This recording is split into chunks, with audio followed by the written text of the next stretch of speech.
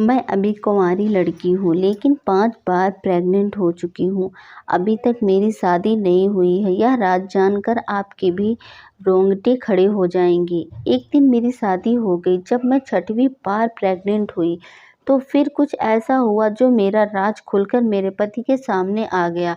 फिर मेरे पति ने मेरे साथ जो किया उसके तो पैरों तले ज़मीन निकल गई, क्योंकि मेरा पति चुप। मेरा नाम रूबी है। मैं एक बहुत ही अच्छे घर से ताल्लुक़ रखती हूँ।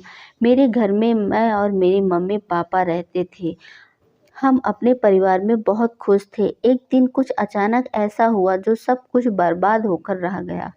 मैं और मेरे मम्मी-पापा हम तीनों लोग शॉपिंग मॉल से घर वापस आ रहे थे। तभी अचानक रास्ते में एक्सीडेंट हो गया और मौके पर ही मेरे मम्मी-पापा का देहांत हो गया और मेरी भी बहुत हालत गंभीर हो गई। मैं अस्पताल में एडमिट थी। जब मुझे होश आया तो मैं ऐसी शक्ति हुई अपने मम्मी-पापा को पूछने लगी कि मेरे मम्मी-पापा कहाँ हैं। मैं अपनी माँ और पापा के बिना 1 मिनट भी नहीं रह सकती थी, क्योंकि वह दोनों लोग मुझे बहुत प्यार करते थे, मेरा बहुत अच्छे से देखभाल करते थे, हर वक्त मेरी छोटी से छोटी ख्वाहिश को पूरा करते थे। लेकिन मुझे क्या पता था कि एक छोटी सी हादसा में मेरा सब कुछ बर्बाद कर देगा। मैं जब 12 साल की थी तब मैं स्कूल जाया करती थी, तो मेरी मम्मी समझाती हुई कहती कि देखो, स्कूल में किसी की भी कोई शर्त मत मानना, और हाँ, लड़कों से एकदम ही दूर रहना, टिफ़िन टाइम से खा लेना और अच्छे से ध्यान लगाकर पढ़ना, सीधे स्कूल जाना और सीधे ही घर वापस चली आना। मेरी मम्मी हर एक छोटी से छोटी बातों को समझाती हुई कहती थी, क्या सही या गलत, लेकिन मुझे क्या पता था कि एक पल ही मेरे सब कुछ बर्बाद कर बिखर कर ख़त्म हो जाएगा।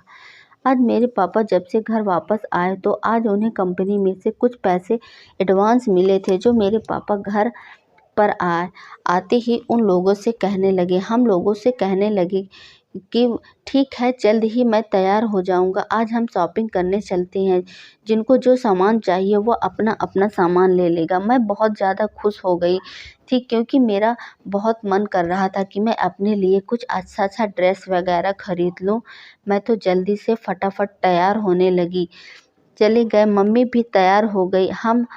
अब हम दोनों लोग पापा के साथ घर से निकले और सीधे शॉपिंग मॉल पहुंच गए। बहुत अच्छे से शॉपिंग कर लिए। जब हम लोग शॉपिंग करके वापस लौटने लगे तो अचानक में से रास्ते में हम तीनों का एक्सीडेंट हो गया। उसके बाद से मुझे कुछ भी पता नहीं है। जब मुझे होश आया तो मैं अपने मम्मी पापा के बारे में पूछने लगी कि मेरे मम्मी पापा कहाँ हैं। मैं चीखने लगी, चिल्लाने लगी तो अचानक से ही डॉक्टर मेरे पास आए और कहने लगे कि तुम आराम करो और तुम्हारी रिश्तेदार में से कौन है, तुम नंबर दे दो, मैं उनको बुला लेता हूँ। उनके मुंह से ऐसी बात सुनकर तो मेरे रोंगटे खड़े हो गए। मैं चीखती हुई डॉक्टर साहब से पूछने लगी कि आप बताएंगे मेरे मम्मी पापा कहाँ हैं। तो डॉक्टर ने सिर झुकाकर कहने लगे कि तुम्हारे मम्मी पापा कि तुरंत ही मृत्यु हो गई है, बस तुम जख्मी थी, तुम्हें कुछ लोग यहाँ पर लेकर आए हैं। यह बात सुनकर मैं चिल्लाने और चीखने लगी, फौरन बिस्तर पर गिर पड़ी और फिर मुझे कितने दिनों तक होश नहीं आया, यह सब तो मुझे मालूम ही नहीं है। जब होश आया तो एक औरत मेरे पास आई और वह मुझे अपने घर ले गई।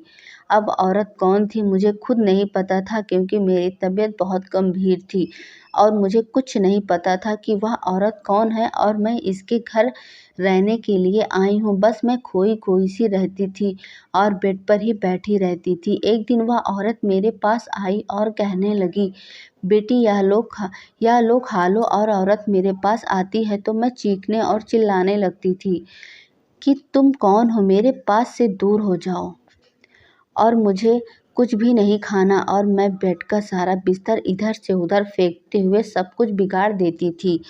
एक दिन उसका बेटा मेरे पास आया और मुझे ज़ोर से चाँटा मारा और कहने लगा कि तुम्हें ज़रा भी तमीज़ नहीं है, मेरी माँ तुम्हें अस्पताल से लेकर आई और खाना तुम्हें देने के लिए आई है और इस पर तुम चीखने चिल्लाने लगी। जब मेरी माँ ने मुझे डांटते हुए देखा तो मेरी माँ मेरे पास आई और मुझे एक थप्पड़ मारते हुए कहने लगी कि आज के बाद उसी तरीके से डांटते हुए मैंने तुम्हें देखा तो फिर खैर नहीं। मेरी माँ रोते हुए ना प्लेट उठाई और कमरे से बाहर चली गई। वह लड़की एक तरफ मायूस होकर बैठ गई। जब मैं रूबी के पास गया और उसे समझाने लगा कि देखो तुम अच्छे से यहाँ रहा करो, लेकिन वह फिर भी चिल्लाते हुए कहने लगी कि मुझे अपने मम्मी पापा के पास जाना है, मेरे मम्मी पापा कहाँ हैं। अब तो मैं उसे कैसे बताऊं कि उसके मम्मी पापा का देहांत हो गया है और तबीयत खराब होने की वजह से उसे कुछ भी याद नहीं है। उसी का उसी के ही कमरे में छोड़कर अपने कमरे में चला गया। मेरी माँ मेरे पास आई और मुझसे कहने लगी, देखो बेटा, उसकी तबीयत बहुत ख़राब है। डॉक्टर ने कहा है कि अगर उसको हमें सही करना है तो उसी के मुताबिक हमें रहना होगा। जो वह करेगी वही हमें करना होगा। इसलिए हम उसको डांट नहीं सकते, वह केवल उसे प्यार से समझा सकते हैं और उसे एक चीज़ सिखा सकते हैं, क्योंकि उसके दिमाग की हालत में कुछ ठीक नहीं है। मेरी माँ कहती उसकी आंखों में आंसू निकलते लगे। मैं बोला कि आप फिक्र ना करें, वह बिल्कुल ठीक हो जाएगी। अभी हम दोनों यही बातें कर रहे थे कि किचन से बर्तनों की आवाज़ आई। फिर फ़ौरन मैं मम्मी की किचन में यह तरफ चली गई कि जाकर हम दोनों ने देखा कि हुआ जो देखकर हमें थोड़ा सा खुशी मिली, क्योंकि वह जो खाना गिरा कर छोड़ दी थी वही खाना वो खा रही थी। हम लोगों को पास में छोड़कर अपने अपने कमरे में चले गए। थोड़ी देर बाद वह लड़की मेरे कमरे में आई और कहने लगी कि मेरे मम्मी पापा कहाँ हैं, मेरे मम्मी पापा कब आएंगे। उसकी ऐसी हालत देखकर तो ऐसा लगता था कि उसके दिमाग की हालत बहुत ख़राब है। थोड़ा थोड़ा पागल सा असर भी हो गया था। फिर हमने उसको समझाते हुए कहा कि तुम्हारे मम्मी पापा कुछ दिनों के लिए कहीं दूर चले गए हैं, इसके लिए तुम हम लोगों के पास रहोगी। अब उसे कहीं नहीं पता था कि मेरी माँ उसकी मौसी है और मैं उसका भाई हूँ। फिर रूबी कहने लगी कि वह औरत कहाँ है। मैं उसे समझाते हुए कहा कि वह औरत तुम्हारी मौसी है, तुम इसे मौसी कहा करो। मेरी बात सुनकर कहने लगी कि मौसी कहाँ है। मैंने उससे बगल के कमरे में रास्ता बता दिया कि ठीक है। रूबी मम्मी के पास कमरे में चली गई। अब धीरे धीरे रूबी को हम लोगों को समझने बातों को थोड़ा थोड़ा उस पर असर आने लगा था। नहीं तो कुछ भी कहने से पहले ही पूरे घर को अपने सर पर उठा लेती थी। अब धीरे धीरे हम लोगों को घरों में सुधार भी आ गया था। मेरी मम्मी एक दिन मुझसे कहने लगी कि ले जाओ रूबी को कहीं बाहर घुमा लो, थोड़ा बहुत घूमने की वजह से इसकी तबीयत ठीक हो जाएगी। मैंने भी कहा ठीक है मम्मी, मैं इसे लेकर जाता हूँ और कहीं घूम कर ले आता हूँ। मैं रूबी को लेकर पार्क में गया। रूबी बहुत ही खूबसूरत लड़की थी, लेकिन उसके दिमागी हालत ख़राब होने की वजह से वह अपना संतुलन खो बैठी थी। उसकी अच्छे से देखभाल नहीं कर सकती थी खुद को। कैसे रहना है, कैसे खड़ा होना है, वह कैसे कपड़ा पहनना है, वह सब कुछ मुझे और मेरी मम्मी को ही देखना था। फिर अचानक से पार्क में आइसक्रीम वाला दिख गया। वह और सर पटक के कहने लगी कि मुझे आइसक्रीम चाहिए, मुझे आइसक्रीम चाहिए। मैं भी उसे वहीं पर बैठा दिया और उनसे कहा कि यहीं पर बैठना, मैं भी तुम्हारे लिए आइसक्रीम लेकर आता हूँ। जैसे ही मैं आइसक्रीम लेने गया और वापस आया तो मेरे होश उड़ गए। मुझे क्या पता था कि मैं आइसक्रीम लेने जाऊँगा और फिर यह सब कुछ हो जाएगा। अगर मुझे पहले ही पता होता तो मैं उसे अपने साथ ही लेकर जाता। अब मैं बहुत ज़्यादा टेंशन में हो गया था। जब मैं वापस आया तो वहाँ पर रूबी थी ही नहीं। इधर-उधर तलाश किया लेकिन मुझे कहीं नहीं मिली। अब मैं बहुत ज़्यादा डरने लगा था कि आखिर रूबी गई तो कहाँ गई। मैं बहुत ही ज़्यादा परेशान था, इसलिए मुझे बस एक ही चीज़ का डर था। वैसे ही उसका दिमाग सही नहीं था, लेकिन मेरे मन में बहुत से अजीबो-गरीब ख़्याल आने लगे, क्योंकि मेरी मम्मी उसकी ज़िम्मेदारी है। मुझे देखकर बाहर घूमने के लिए भेजी थी। अगर उसे कुछ हो गया तो मेरी मम्मी भी जीते जी मर जाएगी, क्योंकि रूबी की मम्मी पापा के मरने के बाद हम 2 लोग थे जो उसकी परवरिश कर सकते थे। हम लोग ने उसकी तस्वीर दिखाकर उसे अपने घर ले आए। उससे पूछने आस-पास के लोगों से पूछने लगे कि इस लड़की को इधर से जाते हुए देखा है क्या? लेकिन वह लोग देखकर ही कहने लगे कि यह नहीं, हमने नहीं देखा, मैं तो इसे नहीं देखा। अब मैं पूरी तरह से बहुत ज़्यादा घबरा गया था और कम से कम हम 4 से 5 घंटे हो गए और मुझे ना ही मिली। अब मैं रुआँसा होकर घर वापस लौटने लगा तो अब वह जो मंज़र मेरे सामने आया उसे देखकर तो मेरे पैरों तले ज़मीन निकल गई थी। यह देखकर मेरे रोंगटे खड़े हो गए। आखिर यह सब क्या हो गया था? आखिर रूबी ऐसे क्यों खड़ी थी? आखिर उसके साथ हुआ क्या था? मैं पूरी तरह से घबरा गया था। मैं फ़ौरन उसे इस रूबी के पास गया और पूछने लगा कि रूबी, यह सब क्या है? अब रूबी बेचारी, उसके दिमाग की हालत ठीक नहीं थी। उसे क्या पता होगा कि उसके साथ क्या हुआ था। एक औरत उसके पास खड़ी थी। मैंने उनसे पूछा कि आखिर ऐसा क्या हुआ है? उसके कपड़े क्यों फटे हैं? फिर औरत मुझे डाँटने हुए कहने लगी कि यह तुम्हारे घर की, जब तुम जानते हो कि इसकी तबीयत ठीक नहीं है, तो तुम इसको अपने साथ क्यों नहीं रखते हो? वह औरत मुझे चीख-चीख कर डाँटने लगी थी। जो बात बोली उसको तो मेरे कान के ही सुनते ही पर्दे ही फट गए। औरत कहने लगी कि इसके साथ 2 लड़के मिलकर ज़ोर ज़बरदस्ती किए थे, जो ठीक किए कि अचानक से मैं पहुंच गई। वह लोग मुझे देखकर डर के मारे भाग गए थे, नहीं तो पता नहीं इसके साथ क्या क्या आगे होता। इस बेचारी को तो इसी ही दिमाग की हालत ही ठीक नहीं है। इसे क्या पता रहेगा कि इसके साथ क्या हो रहा है, गलत हो रहा है या अच्छा हो रहा है। तुम्हारी जिम्मेदारी है, इसे तुम ठीक से रखो। और बहुत औरत मुझे समझाते हुए वहाँ से निकल गई। अब मैं उसे घर पर वापस लेकर आ गया। अपनी माँ से कुछ नहीं कहा, नहीं तो मेरी माँ परेशान हो जाती और मेरे ऊपर से भरोसा भी उड़ जाता, क्योंकि मेरी माँ बड़े विश्वास से कह रही थी कि इसकी पूरी तरीके से ध्यान रखना और इसे घुमा फिरा कर ले आना। मेरी एक लापरवाही की वजह से इसके साथ बहुत ही गलत हरकत हो गया है। अब मुझे नहीं पता था कि वह लोग कौन थे। अब रूबी पहले से और भी ज़्यादा मायूस रहने लगी थी। माँ मुझे कहती कि पता नहीं रूबी को क्या हो गया है कि वह अचानक से बहुत खोई-खोई सी रहती है। अब मैं माँ को कैसे बताता कि उसके साथ बहुत ही गलत काम हुआ है। अब मैं यह बात किसी से भी नहीं कह सकता था। माँ ने कहा कि इसका वैसे भी तबीयत खराब है, इसलिए वह ज़्यादा खोई-खोई सी रहती है, धीरे-धीरे ठीक हो जाएगी। एक दिन उसकी तबीयत अचानक से बहुत ज़्यादा ख़राब लगने लगी तो मैं फ़ौरन अस्पताल लेकर गया तो माँ घर पर नहीं थी, तो वह किसी काम से बाहर गई हुई थी, इसलिए मैं उसे अकेले ही अस्पताल लेकर चला गया।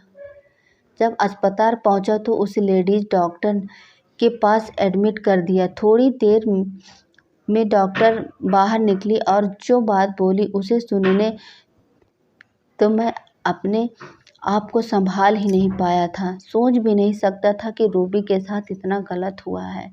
अब मुझे खुद से बहुत ज़्यादा नफ़रत होने लगी थी। एक लड़का था, आखिर उसकी देखभाल कैसे न कर सकता।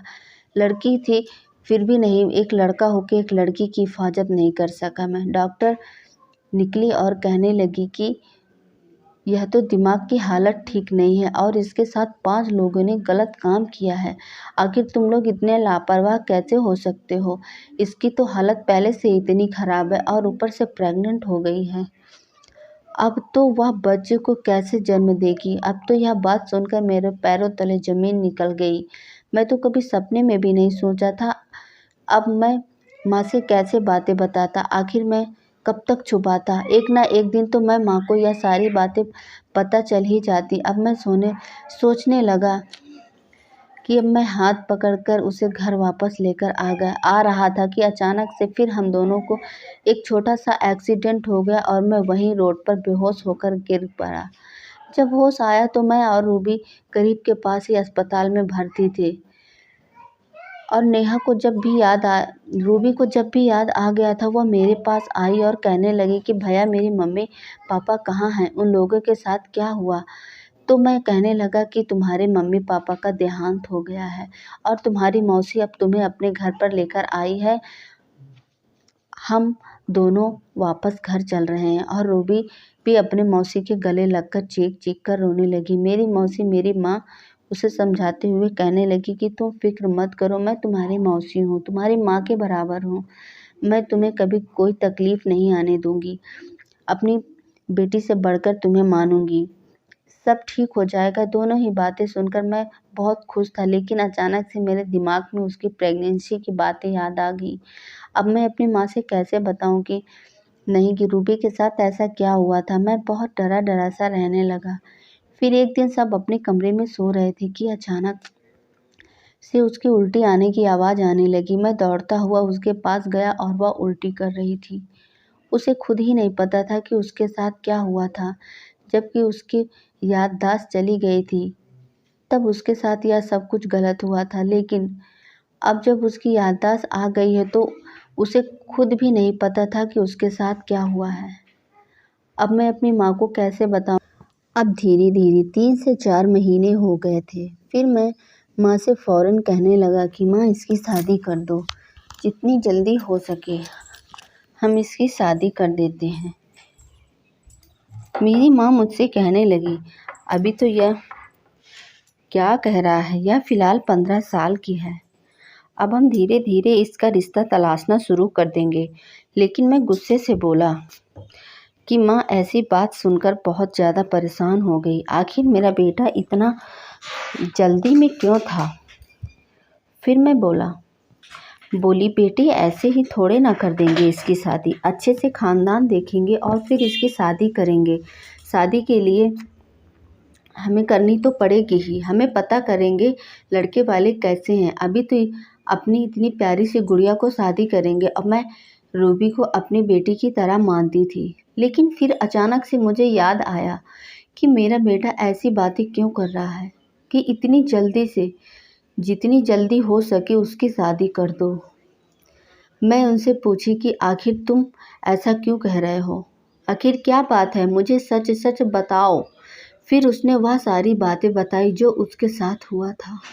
उसके साथ क्या हुआ था वह मैं अपना वहीं पर सर पकड़कर बैठ गई कि अब क्या होगा। मैं अपने मेरी माँ रूबी के कमरे में चली गई। मेरी माँ उनसे प्यार से कहने लगी कि रूबी बेटा, आज मैं और तुम कहीं बाहर चलते हैं और घूम कर आते हैं। क्योंकि मेरी माँ भी यही विचार था कि मैं इसे लेकर जाऊं और इसका ऑपरेशन कर दूं। ऑपरेशन करा देंगे तो ऐसा ही किया। मैं उसे हॉस्पिटल लेकर गई और एक लेडीज़ डॉक्टर से सब बता दिया। उसने भी मेरी मदद की और उसने अपना ऑपरेशन कर दिया। और मैंने कहा कि पहले ही लेडीज़ डॉक्टर को बता दिया था कि यह सब कुछ उसे ना पता चले। जब नेहा को होश आया तो पूछने लगी कि माँ ने मुझे क्या हुआ था। मैं उसे कहने लगी कि तुम खाती पीती नहीं थी ठीक से, इसलिए तुम्हें हल्का सा चक्कर आ गया है, इसलिए मैं तुम्हें यहाँ पर लेकर आई हूँ। अब तुम बिल्कुल ठीक हो और घर वापस चलो। मैं उसे घर लेकर आई तो अब बस मेरे मन में एक ही ख्याल था कि मैं उसका कोई अच्छे से रिश्ता देखकर उसकी शादी कर दूँ। मैं अपने रिश्तेदारों से में इधर-उधर खबर फैला दी कि कोई भी अच्छा लड़का हो तो मुझे बता देना। मुझे अपनी रूबी बेटी की शादी करनी है।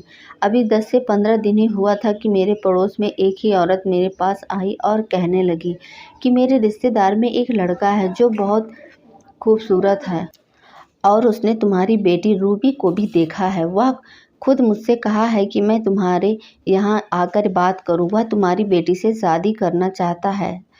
मैं तो बहुत ज़्यादा खुश हो गई कि मेरी बेटी की शादी एक बहुत अमीर ख़ानदान में हो जाएगी। मुझे तो यकीन नहीं आ रहा था कि मेरी बेटी का रिश्ता उधर से खुद आया है। जिस दिन मैं अपनी बेटी को लेकर अस्पताल जा रही थी, रास्ते में उसने मेरी बेटी रूबी को देख लिया था। उसी दिन से उसने पता किया कि यह लड़की किसके घर की है। जब उसे पता चला कि वह मेरी बेटी है, उसने फ़ौरन से रूबी के लिए रिश्ता भिजवा दिया। अब हम लोग बहुत ज़्यादा खुश थे। जब मेरा बेटा आया तो मैं उससे भी बताई रूबी की शादी पक्की हो गई है। मेरा बेटा भी बहुत ज़्यादा खुश हो गया। अब रूबी के पास गए और उसे कहने लगी कि तुम्हें यह लड़का पसंद है? तो कहने लगी कि मासी, आप मेरी माँ समान हो। आप जहाँ चाहो मेरा रिश्ता पक्का कर सकती हो। मैं खुशी-खुशी शादी कर लूँगी। उनको मेरे मम्मी-पापा के देहांत के बाद आप ही तो हो सब कुछ। आप जो कुछ कहोगे मेरे लिए अच्छा ही होगा। नेहा के मुंह से ये ऐसी बातें सुनकर मेरी आंखों से आंसू बहने लगे और मेरा बेटा मेरे पास आया और कहने लगा कि माँ आप फिक्र ना करें, मैं सारी तैयारियां कर लूँगा। मेरे घर पर शादी की चहल पहल होने लगी थी। मेरी बहन रूबी की दुल्हन बनी बैठी थी। मैं उसके पास गया, उसके सर पर हाथ फेरा और मेरी आंखों में से आंसू भी आ गए थे। रूबी भी मेरी आंखों में आंसू देखकर रोने लगी। मैंने उनसे कहा कि पगली तू क्यों रो रही है? तुझे तो एक ना एक दिन यहाँ से जाना ही है।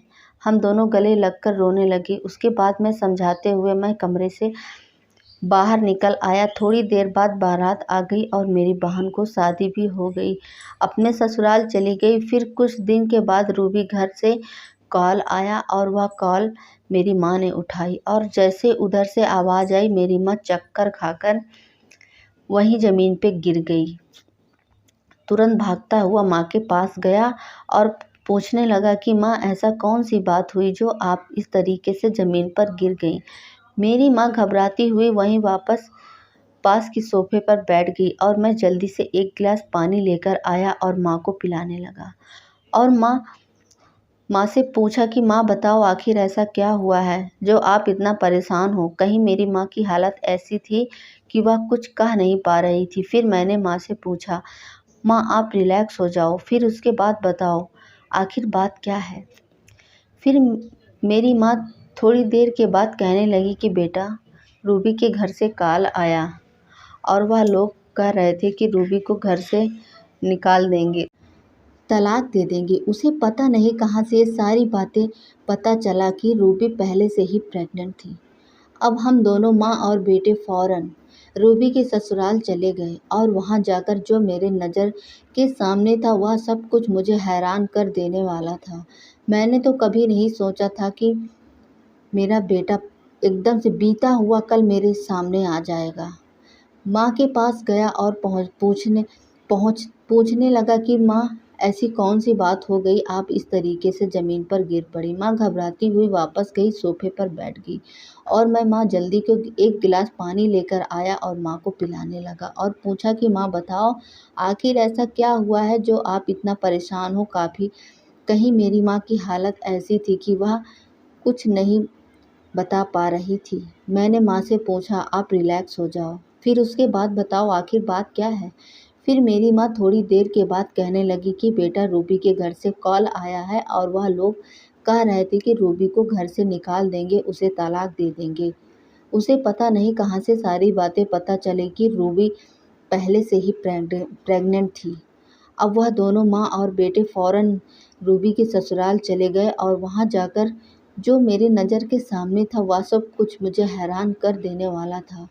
मैंने तो कभी नहीं सोचा था कि बीता हुआ कल भी हम लोगों के सामने आ खड़ा हो जाएगा।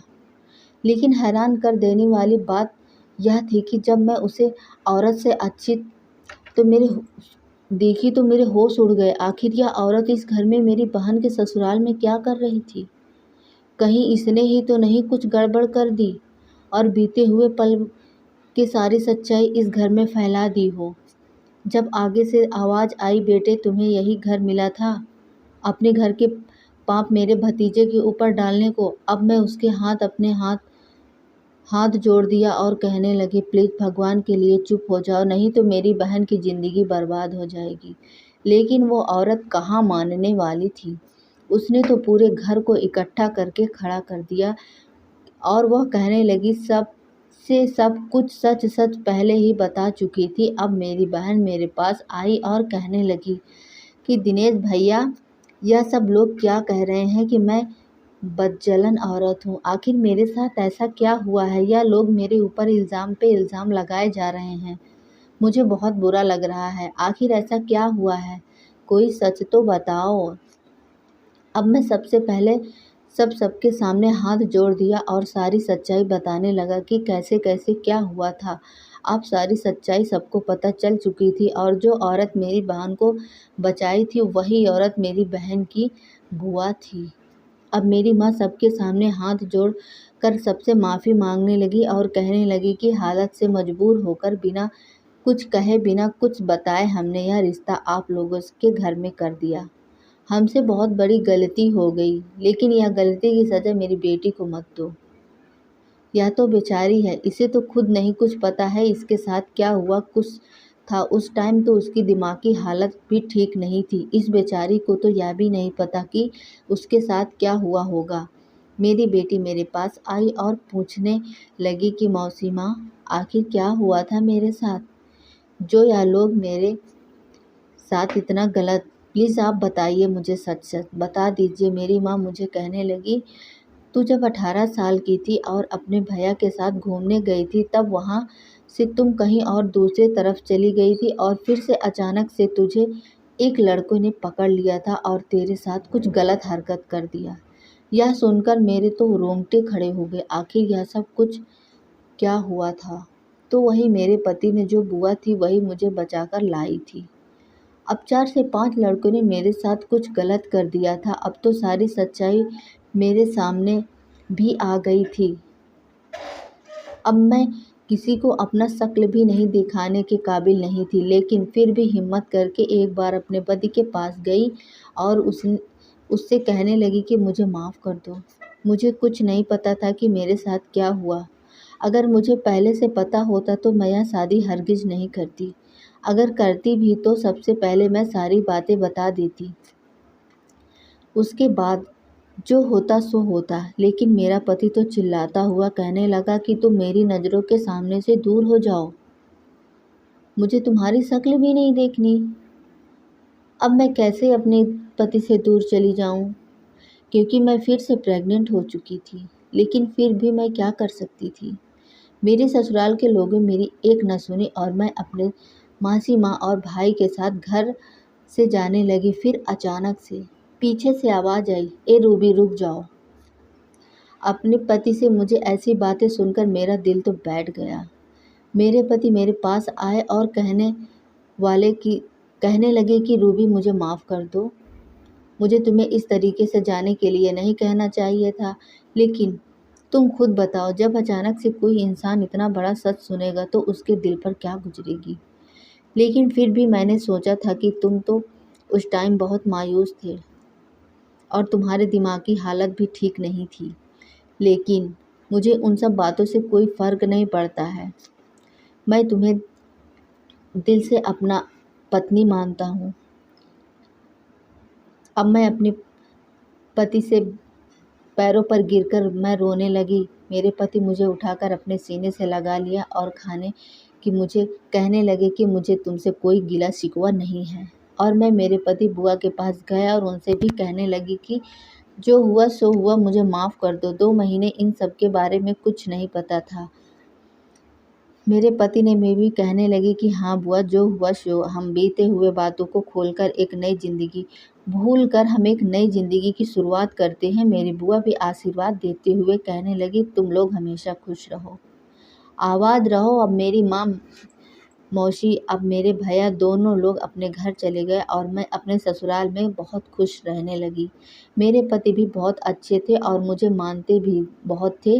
बीते हुए पल को अब हम जब भूल चुके हैं और एक नई ज़िंदगी की शुरुआत की थी। दोस्तों, यह वीडियो कैसा लगा आप सबको कमेंट करके हमको ज़रूर बताएं। अगर आपको अच्छा लगा हो तो प्लीज़ वीडियो को लाइक और सब्सक्राइब कर लें। धन्यवाद। मिलते हैं ऐसे ही वीडियो के साथ आप लोगों के लिए। ऐसे ही वीडियो अच्छी हम आप लोगों के लिए लाते रहेंगे। तब तक के लिए मेरी तरफ से आप लोगों को प्यार भरा नमस्कार।